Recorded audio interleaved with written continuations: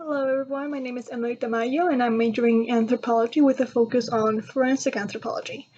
The main thing that brought me to this course was that it was one of the classes that I could take online for the summer, and I needed something online because I'm currently overseas.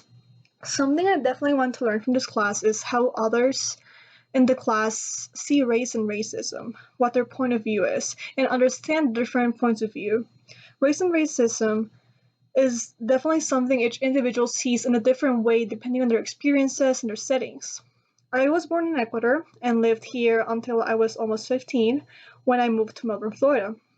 So yeah, I'm currently in Ecuador for vacations. I'm staying here for like 40 days, so I'm taking the classes from here. I identify myself as Hispanic. My first language is Spanish.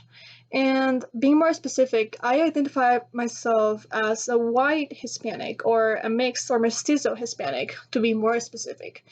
Mainly because, yes, I have white roots, Spanish roots, but at the same time, the history of Hispanic countries and everything includes that almost all of people here are mixed, have different blood from different races and cultures on their bodies, which is something that I definitely feel proud of and I think is really important to understand and to feel happy about. Since in some surveys and questionnaires, we don't have the option to say you're mixed, especially in the US, I put white.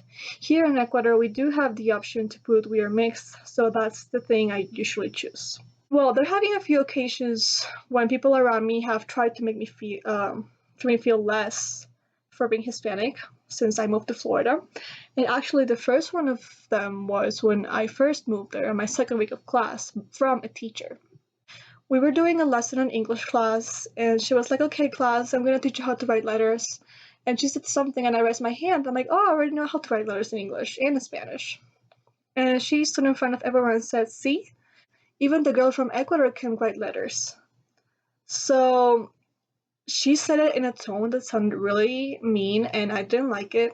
So as soon as she said that, I stood up for myself, and I explained to her that being Hispanic and being from Ecuador doesn't mean I can be less intelligent. And in the other situations where people have tried to make me feel less for Hispanic, I definitely speak up for myself and my race and my culture and my roots because it's nothing to feel ashamed of.